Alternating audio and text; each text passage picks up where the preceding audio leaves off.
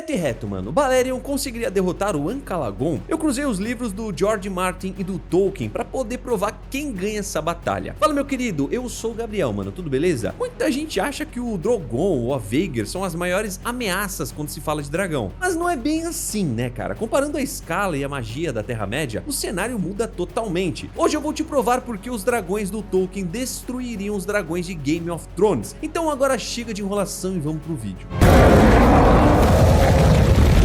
Pra você entender, cara, o abismo que separa esses dois mundos, eu preciso te explicar primeiro a origem dessas criaturas. O erro mais comum que os fãs cometem é colocar todo o dragão na mesma caixa, né, como se fossem tudo a mesma coisa. Em Game of Thrones e House of the Dragon, os dragões de Valyria são basicamente animais, e sim, eu sei que eles têm uma ligação com magia, mas quando eu falo que são animais, é porque o foco não foi transformar eles em seres mitológicos e limitar eles a isso, sabe? Eles são criaturas incrivelmente letais e, como eu falei, ligadas a magias de sangue da antiga Valyria. Os pastores valirianos encontraram essas feras nas 14 chamas, que era uma cadeia de vulcões gigantes, e usaram magia para poder domar a espécie. Mas é aquilo, né, mano? No fim do dia, eles ainda são animais de carne e osso. Eles nascem de ovos, precisam de muita carne para poder crescer, sentem cansaço, envelhecem e operam quase que inteiramente na base do instinto ou da emoção dos seus montadores Targaryen. Sem um humano nas costas para poder guiar o ataque, um dragão de Westeros age como um super predador protegendo o próprio território ou caçando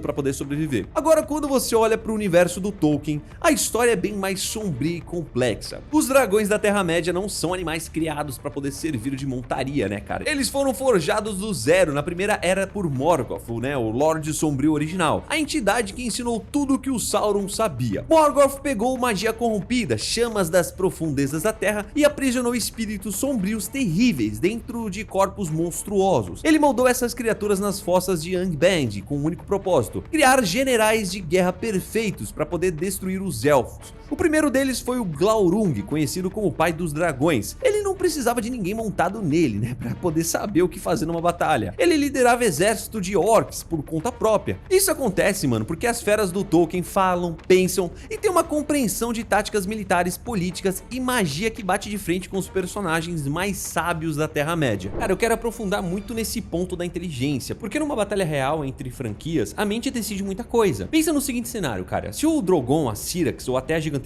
Vhagar encontram um inimigo, o reflexo imediato deles é abrir a boca e queimar tudo na frente deles, certo? Eles funcionam muito bem como uma artilharia pesada. Mas se você colocar um dragão do Tolkien na mesma situação, a abordagem te deixa desconfortável de tão inteligente. O Smaug, que era considerado um dragão menor e um dos últimos dos grandes, né, vermes da Terceira Era, passou horas conversando com Bilbo dentro da Montanha Solitária. Ele não tentou devorar o Hobbit logo de cara. O Smaug fez perguntas, deduziu de onde o Bilbo vinha, né, apenas pelo cheiro, fez charadas, manipulou a conversa de forma brilhante e conseguiu plantar uma semente de desconfiança na mente do Bilbo sobre as intenções dos anões. O Smaug entendia de economia, sabia calcular o valor do próprio tesouro de cabeça e conhecia o cenário geopolítico do mundo lá fora. E isso fica ainda mais pesado quando você volta para a primeira era do Tolkien. O Glaurung, que eu citei agora há pouco, nem tinha asas, cara. Ele era um dragão que rastejava como uma serpente. Ele possuía uma habilidade conhecida como o Feitiço do Dragão. Era um tipo de poder que tinha nos olhos dele, cara. Se você olhasse diretamente para os olhos do Glaurung, ele invadia a sua mente. Ele conseguia paralisar heróis e guerreiros, cara, apenas com contato visual. Ele apagou completamente a memória do Nienor e manipulou a vida do grande herói humano Túrin. Em uma luta direta, enquanto um dragão de Westeros atuaria como um cão de caça tentando morder o pescoço do adversário, o dragão do Tolkien estaria na vantagem mental, cara. Ele não vai só te atacar fisicamente, né? Ele vai entrar na sua cabeça, vai analisar o seu comportamento, vai prever o seu ataque e fazer você hesitar. Um predador movido a instinto simplesmente não tem uma defesa contra uma inteligência milenar que ele tem.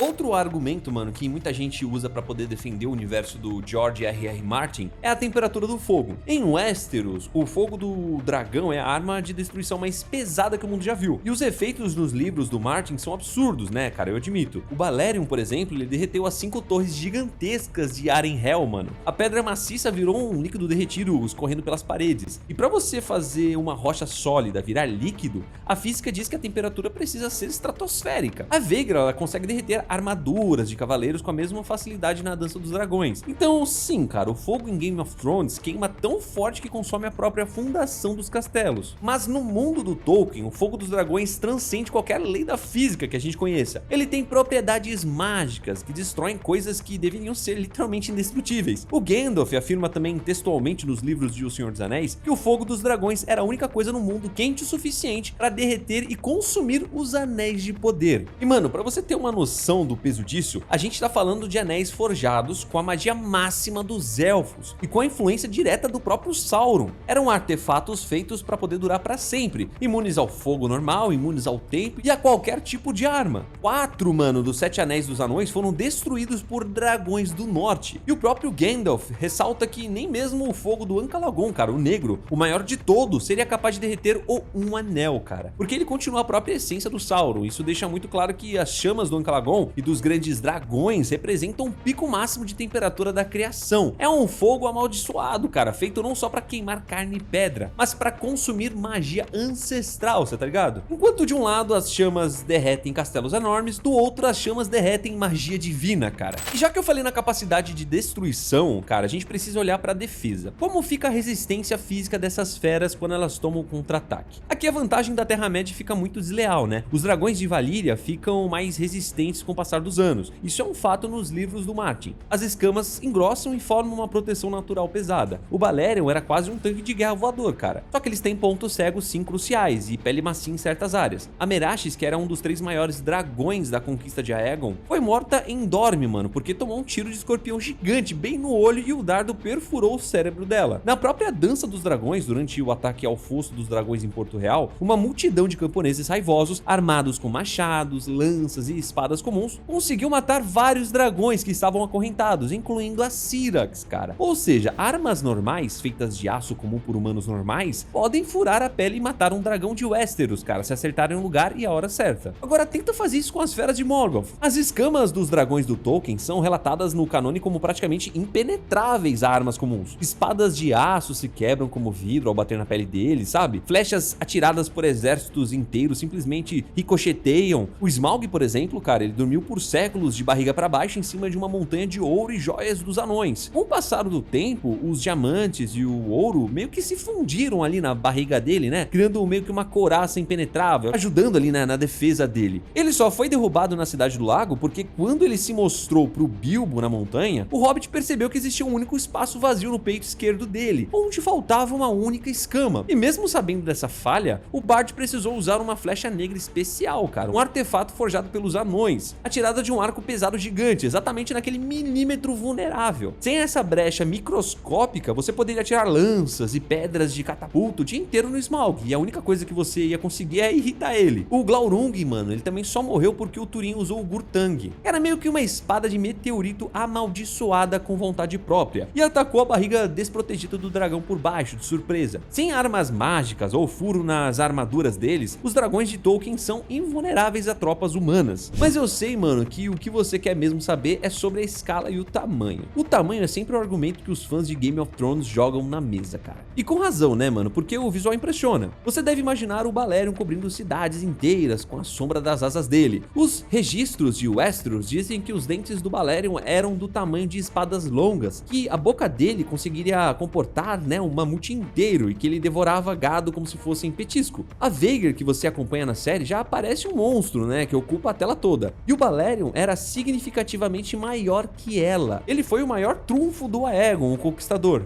Só que o universo do Tolkien não conhece limites quando o assunto é proporção. O Smaug, que volta a repetir, né, cara, era apenas um remanescente de uma raça quase extinta na Terceira Era, tinha um comprimento estimado em cerca de 130 metros, o que colocaria ele no mesmo patamar de peso pesado, sabe, das maiores lendas de Westeros. Mas eu preciso te apresentar a verdadeira anomalia da Primeira Era, cara. O maior dragão, se eu posso chamar assim, né, que já voou pelos céus da Terra-média, o Ancalagon, o Negro. Ele não era apenas um dragão, cara, qualquer. Ele era a arma final de Morgoth. E eu não consigo te dar metragens exatas, mano, porque o Tolkien gostava de mostrar o tamanho, né, através das consequências no mundo. Então, para descobrir o tamanho, você só precisa olhar para o momento da morte dele. Na Guerra da Ira, os exércitos dos elfos, dos homens e dos próprios Valar, que são os deuses daquele universo, estavam destruindo as forças do mal. Morgoth, desesperado, liberou um Ancalagon Ankh-Lagon e a frota alada dele das profundezas de Angband. Os livros dizem que quando o Ankh-Lagon saiu, ele cobriu a luz do sol, cara, e o avanço dele acompanhava uma tempestade de fogo e raios. O herói de Erendel, mano, enfrentou o Ankh-Lagon no céu, mas ele não estava voando em outro dragão, cara. Erendil estava no comando de Vinglot, um navio mágico abençoado pelos deuses, que navegava pelos céus, e ele tinha uma testa de Silmaril, a joia que guardava a luz sagrada da criação. A batalha entre o navio mágico de Earendil, apoiado pelas águias gigantes, e o Ankh-Lagon, né, durou um dia e uma noite inteira nos céus, cara. Quando Earendil finalmente conseguiu matar o Ankh-Lagon, o corpo do dragão despencou e ele não caiu e esmagou uma muralha ou um castelo como Arenhel. O Ankh-Lagon caiu sobre os picos de Tangorodrim. E pra você, mano, que não sabe, Tangorodrim não era uma montanha comum, cara.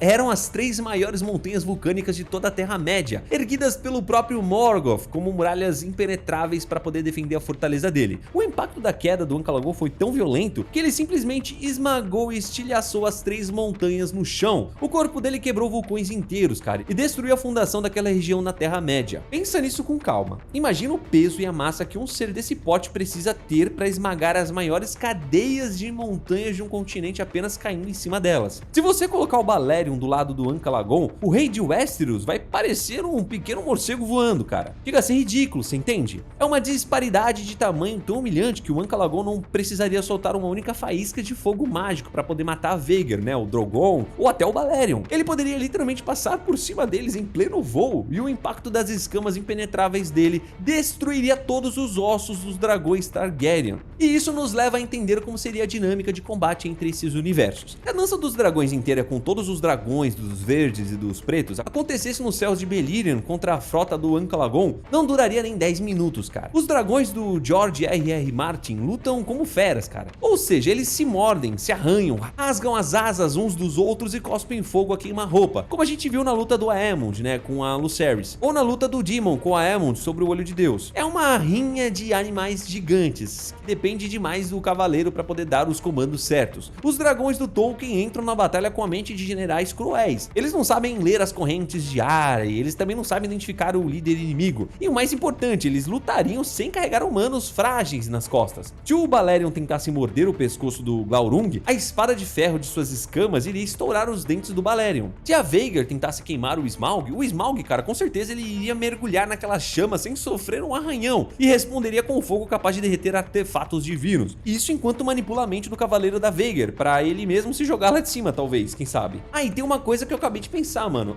Vamos supor que por um milagre absoluto, o Balerion consiga morder e ferir o pescoço de um dragão de Morgoth. Em Westeros, os dragões sangram. O sangue deles ferve e solta fumaça, claro, mas ainda é uma substância física normal. Na Terra-média, o sangue das feras de Angband, né, é veneno, cara, e magia concentrada. Quando o herói Turin conseguiu esfaquear a barriga do Glaurung nos textos originais, o sangue negro que jorrou da ferida era tão tóxico que derreteu a lâmina da espada mágica dele na mesma hora. E quando esse sangue espirrou e encostou na pele do herói, a toxina fez ele desmaiar, cara, e entrar em coma instantaneamente. Ou seja, mano, mesmo num cenário impossível de um dragão de Game of Thrones conseguir sim ferir o seu adversário da Terra-média, o sangue que iria espirrar de volta com certeza iria envenenar o dragão Targaryen de forma letal. O próprio corpo do monstro do Tolkien é uma armadilha mortal até na hora de sangrar, meu amigo.